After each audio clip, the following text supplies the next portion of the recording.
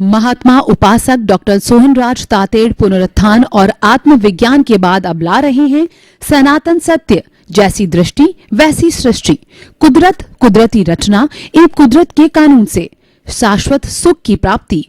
Log in करें www.drsohanrajtater.com, YouTube channel doctor Sohanraj Tated, play store से download करें mobile app doctor Sohanraj Tated. ओम शांति प्रभो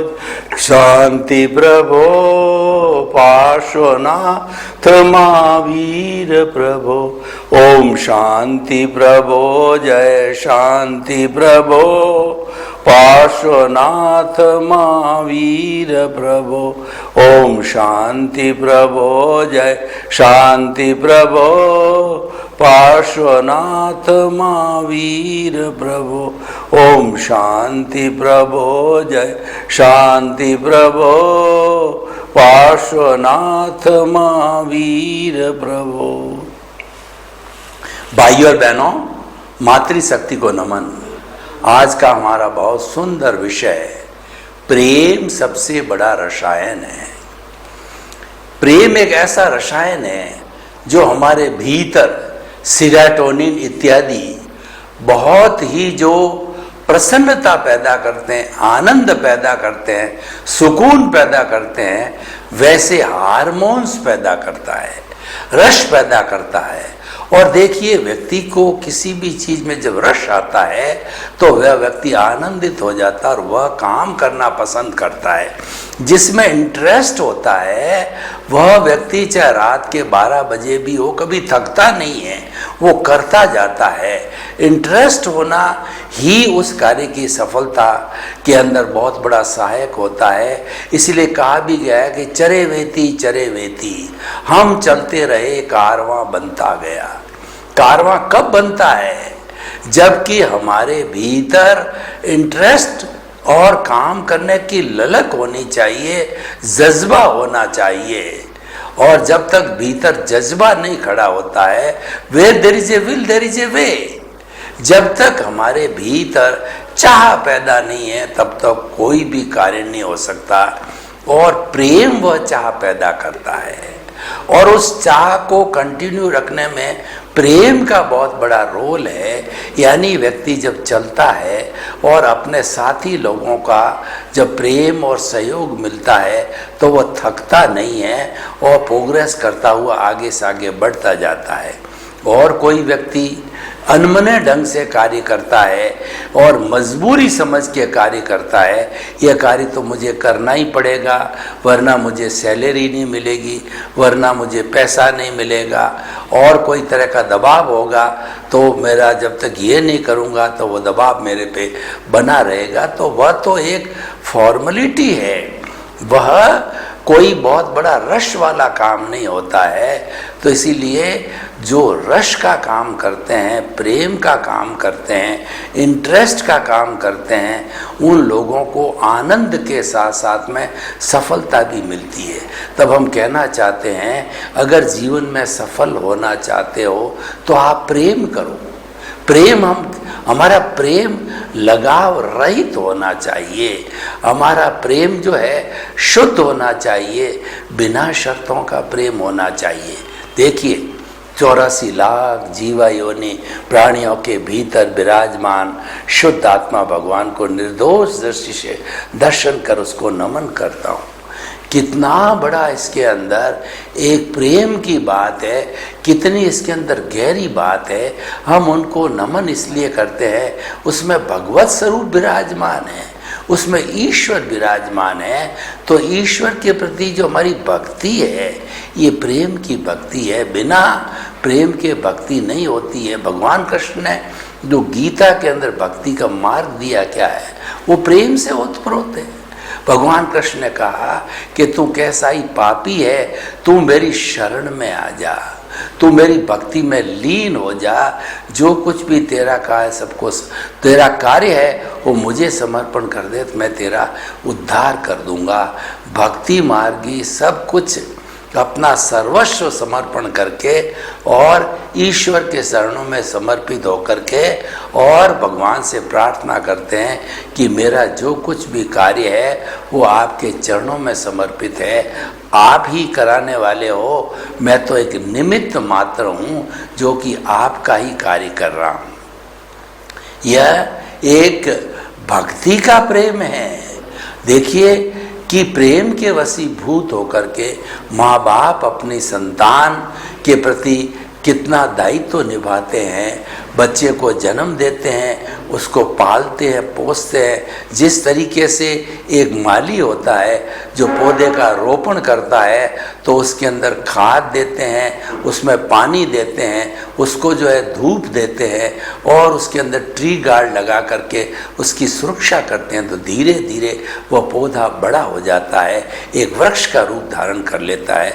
माँ बाप भी प्रेम के वशीभूत जो है इसी बच्चे को इसी तरह से पाल पोस करके और उसका ब्याह शादी करके पैरों पर खड़ा करता है। अगर माँ को अपने संतान के प्रति प्रेम न हो तो क्या होगा? भ्रूण हत्या हो जाएगी। माँ को ये पता चल जाए कि मेरी जो है गोद के अंदर लड़की है और उसको अगर लड़की पसंद नहीं होती है कि मुझे दहेज, हर एक माँ के लिए नहीं है, और कुछ ऐसी होती है क्रूर महिलाएं कि मेरी को लड़की को मुझे दहेज देना पड़ेगा और ये पराए घर चली जाएगी और मेरी सेवा नहीं करेगी। तो इन सब स्वार्थ के वशीभूत उसमें प्रेम नहीं होता है तो भ्रूण हत्या करा देती है। तो आप देखिए किसी बच्चे का माता पिता के प्रति प्रेम होता है तो वो श्रवण कुमार बन जाता है। श्रवण कुमार ने अपने अंधे माता पिता को कावड़ पे जो है बिठा करके और उसने तीर्थ यात्रा कराई। किस लिए कराई? प्रेम के वशीभूत होकर के माता पिता के प्रति उसका आदर का भाव था। ये आदर का भाव प्रेम का प्रतीक है। राजा दशरथ का जो है अपने चारों राजकुमारों राम, भरत, शत्रुघ्न और लक्ष्मण के प्रति कितना प्रेम था। हमने रामायण के अंदर देखा। आप लक्ष्मण और जो है राम की जोड़ी को देखो, जहाँ भाई भाई की जोड़ी का प्रश्न आता है तो राम लखन की जोड़ी कही जाती है कि दोनों के अंदर कितना प्रेम, कि दो शरीर होते हुए भी आत्मा एक, इतना प्रेम उसके अंदर होता था। जिस पति पत्नी के बीच में सच्चा प्रेम होता है वह गृहस्थी अच्छी चलती है, और शर्तों पर जो प्रेम किया जाता है वो प्रेम नहीं है, वो धोखा है। वह तो जो है एक खरीद फरोख्त है, क्योंकि प्रेम कभी शर्तों से नहीं होता है और प्रेम में सब जायज होता है। ऐसा कहा जाता है कि प्रेम के वशीभूत अगर पिता अपनी संतान को फटकार दे या पति है अपने पत्नी को कुछ आगे पीछे कह दे, एक दोस्त दूसरे दोस्त को कोई खरी खोटी सुना दे प्रेम के वशीभूत होकर के, तो वह नाराज नहीं होता है, क्योंकि उसके बीच के अंदर प्रेम का वातावरण होता है। प्रेम में सब जायज होता है। तो भाई और बहनों, हमें दुनिया के लोगों से प्रेम करना सीखिए। हमारे मनुष्य जो है गति को छोड़ करके दूसरे प्राणियों को देखिए। आप पेड़ है, पौधे है और जो है जितने भी ये जंगली जानवर है, गाय भैंस, पशु पक्षी है, उन सब के प्रति हमारा प्रेम होना चाहिए, करुणा होनी चाहिए। तब हम उनकी जीव दया करेंगे, उनके लिए पानी की व्यवस्था करेंगे, भोजन की व्यवस्था करेंगे, उनको बच्चों की तरफ पालेंगे और उनके लिए गौशाला है या जो है पिंजरे वगैरह, पिंजरा पौल है इत्यादि बनाएंगे। क्यों बनाई जाती है?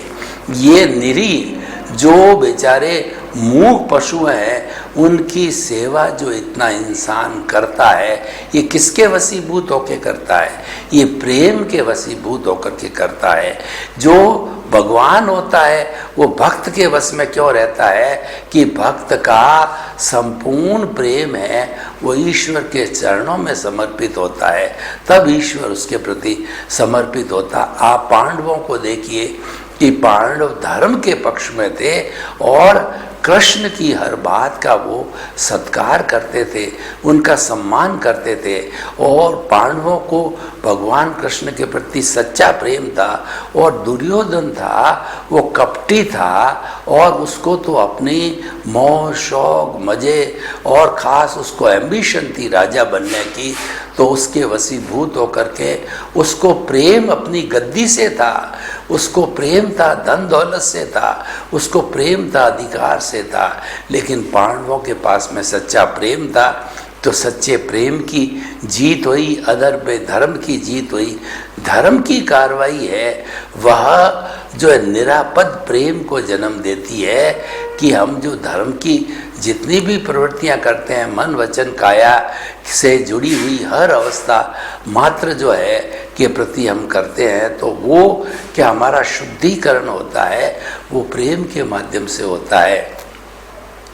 और देखिए, प्रेम के लिए कबीरदास जी ने कितना सुंदर कहा कि पोथी पढ़ पढ़ जग मुआ और पंडित भया न कोई, और ढाई आखर प्रेम का और पढ़े सो पंडित होए। यानी आपने बहुत पोथियाँ पढ़ ली, बड़े बड़े विद्वान हो गए, आप संस्कृत के श्लोक बोल सकते हो, व्याख्या बोल सकते हो, व्याख्या सुना सकते हो, लेकिन आपके भीतर प्रेम नहीं है, आपके भीतर प्रेम का दरिया नहीं बहता है, आप्लावित नहीं होता है, तो जो है आप पंडित नहीं हो सकते। तो पंडित और विद्वान में अंतर क्या है कि पंडित होता है वो भीतरी जगत में गोते लगाता है, वो प्रज्ञा के जगत में जाता है, वो इंट्यूशनल होता है, और विद्वत होता है वो बुद्धि के जगत में गोते लगाता है। और बुद्धि जो हमको भटकाने वाली होती है, बुद्धि कर्मानुसारिणी होती है, बुद्धि लाभ आने सिखाती है, और बुद्धि संसार में भटकाती है। इसीलिए बुद्धि के जगत के अंदर विवाद होता है, बुद्धि के जगत में भेदभाव होता है, उसके अंदर सच्चा प्रेम नहीं होता है। सच्चा प्रेम प्रज्ञा के जगत में होता है, क्योंकि वह जगत, उस जगत में शब्द नहीं है, उस जगत में मात्र सत्य है, वाइब्रेशन है, सम्यक दर्शन है। इसीलिए उस प्रज्ञा के जगत के अंदर जो कोई भी जाता है, चाहे जीसस क्राइस्ट जाओ, चाहे जो है वो गुरु नानक जाओ, महावीर जाओ, कृष्ण जाओ, राम जाओ, जो भी उस प्रज्ञा के जगत में जिसने झांका है, प्रज्ञा के जगत को देखा है, उसमें जगत में जाके ध्यान किया है, उसमें जगत में जाकर के अपने प्रभु को निहारा है, तो उन्हें सत्य प्राप्त हुआ। उस सत्य को उन्होंने जो है वो जनता के सामने प्रेम के वशीभूत होकर के उद्घाटित किया। इसीलिए वो सबका एक सा ही धर्म का जितनी वाणी उपदेश है सबकी एक सी क्यों मालूम पड़ा है कि उसका सोर्स जो है, जो भीतर में सम्यक दर्शन है, वहीं से उस सोर्स में वो एक सी बात सभी महापुरुषों को मिली है। तो अतः भाई और बहनों, आप जीवन के अंदर प्रेम को स्थान दीजिए, घृणा को त्याग दीजिए, ईर्ष्या को त्याग दीजिए। जब ईर्ष्या और घृणा का त्याग हो जाएगा तो प्रेम स्वतः ही हो जाएगा। प्रेम जो है वह एक दिखावा नहीं है, प्रेम एक प्राकृतिक चीज़ है। प्रेम झलक जाता है। हम किसी व्यक्ति के प्रति प्रेम की बात करते हैं तो उसके मन के अंदर भी प्रसन्नता हो जाती है, वो महसूस करने लग जाता है ये मुझे चाहता है। और कोई व्यक्ति किसी की निंदा करे और किसी का जो तिरस्कार करे तो वह भी मालूम हो जाता है बिना प्रकट हुए भी कि ये जो है भीतर से मेरे को काट रहा है, भीतर से मुझे पसंद नहीं करता है, बाहरी मात्र दिखावे के लिए ये सारा नाटक कर रहा है। तो भाई और बहनों, हमें प्रेम बड़ा रसायन है, इसको बहुत गहराई से अध्ययन करना चाहिए। देखिए कि कोई भी एक दुकानदार जब सैकड़ों तरह की वैरायटी जो है वो सेल करता है और ग्राहक जब आते हैं, ग्राहक से प्रेम से बात करता है, आदर से बात करता है, उसको ग्राहक को तवज्जो देता है, ग्राहक को इम्पोर्टेंस देता है, तो एक एक ग्राहक लाखों लाखों रुपए की चीज़ खरीदता है, पुनः आता है। वो किस कारण आता है? उसको अच्छा ट्रीटमेंट दिया जाता है। और जब ग्राहक को अच्छा ट्रीटमेंट, अच्छा प्रेम नहीं किया जाता तो ग्राहक दूसरी बार लौट के उस दुकान पर नहीं आता है, और वो अन्य लोगों को अपना इम्प्रेशन भी देगा कि इस मॉल में, इस दुकान के अंदर प्रेम का बहुत अभाव है, तिरस्कार किया जाता है, यहाँ के लोग अच्छे नहीं हैं, तो लोग वहाँ जाना पसंद नहीं करते हैं। जिस घर में प्रेम होता है उस घर के अंदर खुशहाली आती है, उस घर में लक्ष्मी का निवास होता है, सरस्वती का निवास होता है। इसलिए संयुक्त परिवार के अंदर उसको प्रेम को जो है हमारा मुख्य फाउंडेशन मानना चाहिए और प्रेम के आधार पर जो है हमें वह जो है अपने संसार का निर्माण करना चाहिए। भाई और बहनों, शिक्षा के जगत को देखें तो अगर टीचर में और स्टूडेंट के बीच में प्रेम नहीं, सच्चा प्रेम नहीं हो, सच्चा आदर नहीं हो, तो वह स्टूडेंट कभी भी अच्छा नहीं बन सकता। एक स्टूडेंट को अच्छा बनाने के लिए टीचर को सुसंस्कारित होना पड़ता है, सुसंस्कार देने होते हैं, उसको पढ़ाई इस तरीके से अच्छी तरीके से करवाई जाए जो क्या कि बड़ा होकर के हमेशा उस टीचर को, उस पढ़ाई को वो याद रखेगा। क्योंकि जो पाठ टीचर अपने विद्यार्थी को पढ़ाता है उसके साथ वो प्रेम उलेटता है, उसके साथ स्नेह करता है, वात्सल्य करता है, उस कारण से वो पाठ हृदयंगम हो जाता है। आप जो है उठा करके देखिए कि कोई भी घर का सदस्य हमारे साथ में प्रेम के साथ में बात करता है तो हमको बहुत अच्छा लगता है। बात वो की वो है, लेकिन कटुता से की जाए, क्यों घर में तो सदस्य वो क्यों रहने वाले हैं, लेकिन कोई भी बात है कटुता से की जाए, काम है वो कटुता से करवाया जाए, तो बड़ा होने के नाते व्यक्ति काम तो करेगा लेकिन दिल में जगह नहीं बनेगी। तो प्रेम ऐसा रसायन है कि दिल के अंदर जगह बना देता है। अगर कोई भी राजनेता है जो समाज की सेवा करने वाला है, वो प्रेम से सबके साथ में पेश आता है और जितना बन सकता है वो काम जो है करवाता है आगे संसद में जा कर के, तो उस व्यक्ति के प्रति जनता के दिमाग में और दिल के अंदर प्रेम की भावना पैदा हो जाती है, सम्मान की भावना पैदा हो जाती है और वह सबका पूजनीय, वंदनीय और स्तुत्य बन जाता है। तो प्रेम जो है एक ऐसी कड़ी है, एक ऐसा पुल है कि जिसके माध्यम से व्यक्ति व्यक्ति से जुड़ता है। अगर व्यक्ति व्यक्ति से जोड़ने का काम करना है और जो हमें पूरी मानव जाति को जोड़ना है, तो मैं आपको कहना चाहूँगा कि जोड़ने के लिए आप कोई साधन उपयोग में करो तो प्रेम का वातावरण होना चाहिए। देखिए, हमारा अधीनस्थ कर्मचारी है और हमने उसको रौब के साथ में कहा कि यह काम जो है तुम्हें करना पड़ेगा, तो वो बेचारा वेतन के लिए तो करेगा, लेकिन कुछ ऐसी चीज़ें होगी जो पर्सनल काम की होगी तो वो पर्सनल काम को वो मना कर देगा।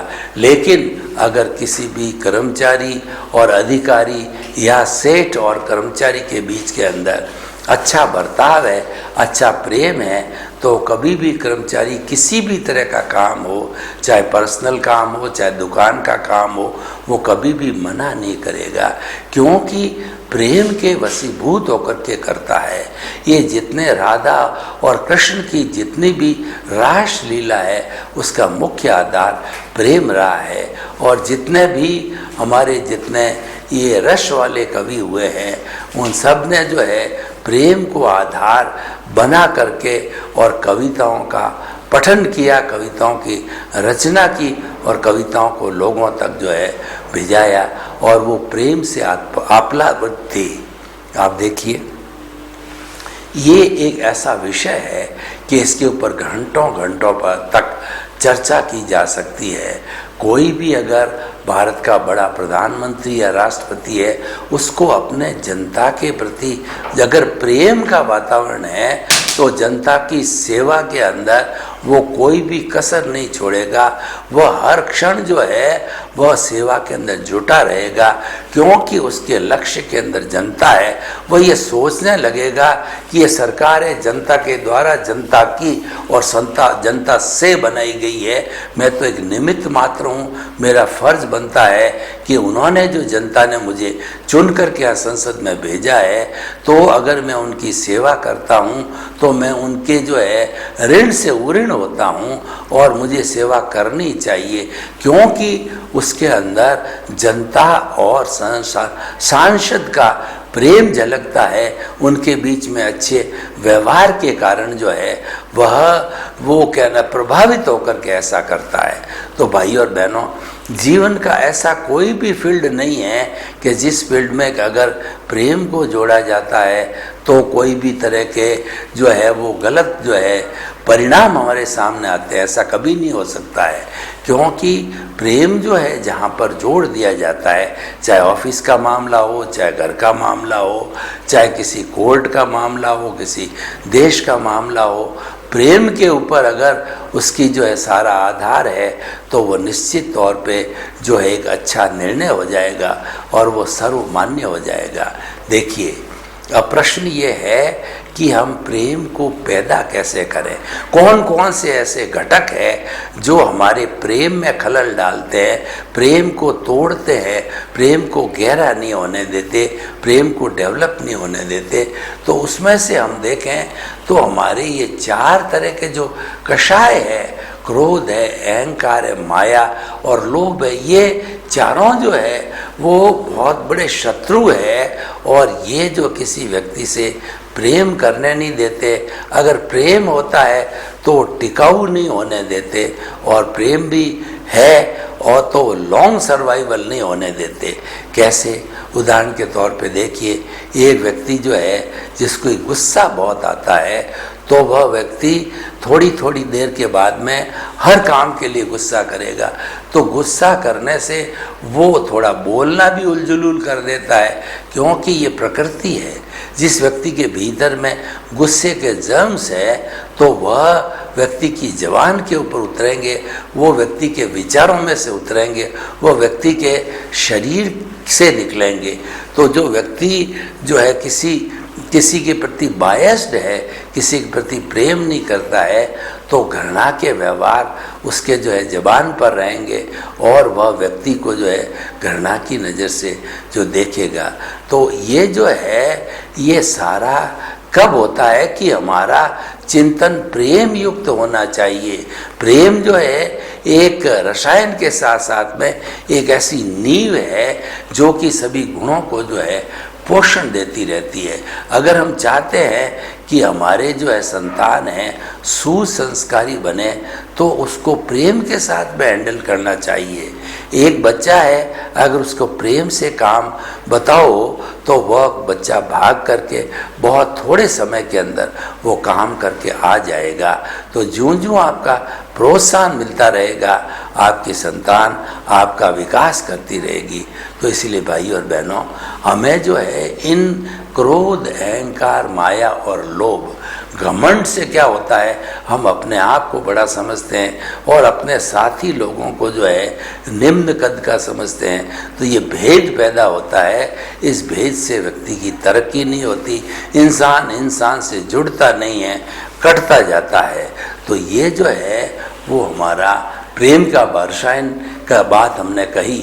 तो दूसरा जो है हम ये देखना चाहेंगे कि किन किन साधनों से हम प्रेम का विस्तार कर सकते हैं। तो उसके लिए जो हमारे पास साधन है, विनय का भाव। हमें विनय की जो है अनुभूति करनी चाहिए, विनय के भाव को डेवलप करना चाहिए। विनय का अर्थ ये होता है हर एक के एग्जिस्टेंस को, उसके अस्तित्व को स्वीकार करना। जब हम दूसरे के अस्तित्व को स्वीकार करते हैं, हमारा अस्तित्व उसमें समाहित है। भगवान कहते हैं कि जो दूसरों से आंसू पहुँचता है, ईश्वर उसकी आंखों में आंसू आने ही नहीं देते, क्योंकि उसका जो सुख है वह अन्य लोगों के सुख के साथ में समाहित है। तो हमें मूल्यों को समझना चाहिए।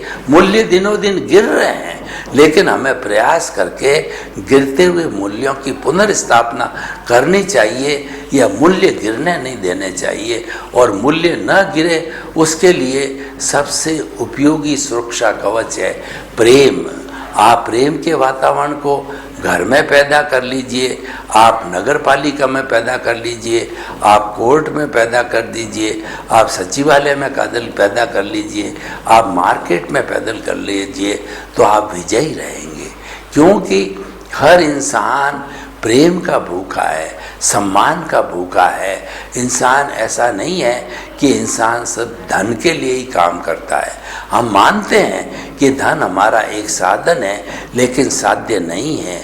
जहाँ पर जो है वो हमारे जो है धन दौलत के अर्जन का प्रश्न होता है, वहाँ पर जो है हमें पूरा सावधानी से वो कार्य करना चाहिए।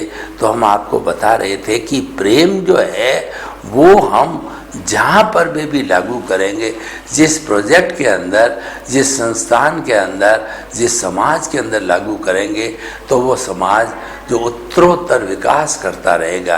क्योंकि प्रेम है वो व्यक्ति से व्यक्ति को जोड़ता है, तोड़ता नहीं है। और घृणा है, ईर्ष्या व्यक्ति को व्यक्ति से तोड़ती है।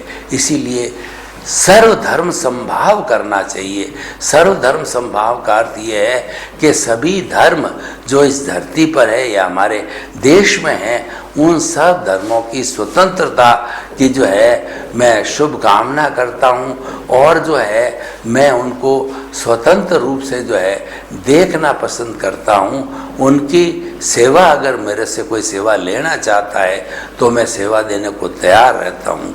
इसका अर्थ क्या हुआ कि व्यक्ति अगर जहाँ कहीं भी समर्पित है तो वह दूसरे को जो है रास्ता बताए, क्योंकि उसने तो रास्ता देख लिया।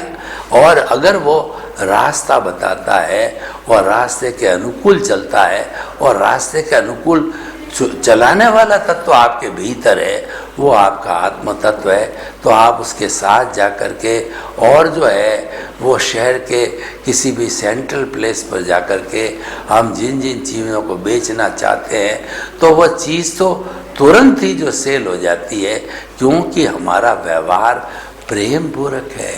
हमने जो है प्रेम को आधार बना करके ये जो है ऐसा कार्य किया है। तो भाई और बहनों, हम जो भी दुनिया में काम करें उसका आधार प्रेम होना चाहिए। आपका पिता माता पिता के प्रति प्रेम है, संतान के प्रति प्रेम है और जो है अन्य लोगों के साथ में प्रेम है, तो आपका कोई दुश्मन नहीं होगा। आपको सभी जो है वो प्रेम की निगाह से देखेंगे। देखिए कि प्रेम एक ऐसा रसायन है कि जिसके अंदर परिवर्तन होता रहता है और ये अलग अलग तरह के रसायन और होते हैं जिसकी हम अलग अलग चर्चा करेंगे। आज का विषय प्रेम सबसे बड़ा रसायन हम देखते हैं। तो क्या होता है कि हमारी जो एंडोक्राइन ग्लैंड्स है, जब वो वाइब्रेशंस ग्रहण करती है तेजस शरीर से या सूक्ष्म शरीर से, तो उसके जो है वाइब्रेशंस ग्रहण करके और उसके साथ में जुड़ने का अर्थ ये है कि शुभ और अशुभ लेशियाएँ हमारे डक्टलेस जो ये ग्रंथियाँ होती है उसके अंदर, चित्त के अंदर, जो कि हमारे मस्तिष्क और स्थूल शरीर का जो राजा है वो चित्त है, उसकी हाजिरी होती है। तो उस चित्त के अंदर और भी जो है वो कोई भी हो सकता है, तो वो उस चित्त के अंदर जा कर के और वह जो एंडोक्राइन ग्लैंड्स है वह चित्त की प्रेजेंस से, चित्त की आज्ञा से जो भीतर से जो है शुभ या अशुभ भाव आया है उसके अनुरूप जो है अपने जीवन की कार्रवाई चालू कर देते हैं। वो जड़ और चेतन को देखना, संग्रह करना या जो है वो दान करना, पुण्य करना, जो भी अच्छी अच्छी बातें हैं वो सारी जो है प्रारंभ हो जाती। लेकिन इन सब चीज़ों की जो है वह हमको कैसे पता चलेगा कि व्यक्ति को हमें वो चीज़ जो आज के प्राइवेटाइजेशन, लिबरलाइजेशन और जो है वह जो है इस युग के अंदर, प्राइवेटाइजेशन और लिबरलाइजेशन के युग के अंदर हमें उस चीज़ को समझना होगा कि आज समय बदल गया है और पूरा जो है हमारा संसार का सिस्टम होता है वो एक परिवार के समय हो गया। हम बहुत नज़दीक आ गए, तो उस नज़दीकियों को बनाए रखने के लिए हमें कुछ उसूल पे चलना पड़ेगा और वो उसूल है समाज तय करता है, उसको एथिक्स कहा जाता है। उस एथिक्स को हमें देखना पड़ेगा और उस एथिक्स के साथ जुड़ के जो है हमें भी संस्कार लेने पड़ेंगे और जीवन को जो है एक निर्माण की दशा के अंदर बताना पड़ेगा। तो हम जो कि आज भारत के अंदर 60 करोड़ युवा है, उन सब युवाओं को जो है इस एपिसोड्स के माध्यम के अंदर से मैं ये शिक्षा देना चाहता हूँ कि हमारे जीवन के दो पथ हैं। हम स्वतंत्र हैं, किसी को जो है वो समर्थवान बनाकर किसी की सेवा करके उसको ऊंचा बना सकते हैं, और दूसरे शब्दों के अंदर हम उस व्यक्ति को जो है वह गिरा भी सकते हैं। तो ऐसी स्थिति के अंदर हमें अपने स्व विवेक को जागू करना चाहिए, क्योंकि हमको रिजल्ट तो जो है वो नीचे से मिल गए हैं, और हमको जैसी जैसी प्रवृत्तियां हुई थी उसके रिजल्ट हमारे सामने हैं। तो हमें जो है ये सारा प्रेम के रसायन के माध्यम से जो है वो संतुलन बिठाना है जड़ और चेतन का। तो जब ये जड़ और चेतन का अच्छा संतुलन बैठ जाएगा और व्यक्ति के दिल में, दिमाग के अंदर एक प्रेम का झरना, दरिया बैठेगा, तो सारा कार्य वो प्रेम पूर्वक करेगा, और जहाँ प्रेम पूर्वक कार्य किया जाता है वह स्थायी होता है। सर्वे भवन्तु सुखिनः, सर्वे सन्तु निरामया। लोक के सब जीवों को सुख मिले, शांति मिले, आनंद मिले, प्रेम मिले, सौहार्द मिले, और सभी हम हिल मिल करके इस स्वर्ग को धरती पर उतार लाएं और हमारे मानवों के बीच में प्रेम का वातावरण बनावें। आपके प्रति मंगल भावना। ओम शांति। महात्मा उपासक डॉक्टर सोहनराज तातेड़ पुनरुत्थान और आत्मविज्ञान के बाद अब ला रहे हैं सनातन सत्य, जैसी दृष्टि वैसी सृष्टि, कुदरत, कुदरती रचना एवं कुदरत के कानून से शाश्वत सुख की प्राप्ति। लॉग इन करें www.drsohanrajtated.com, YouTube channel doctor Sohanraj Tated, play store से डाउनलोड करें mobile app doctor Sohanraj Tated.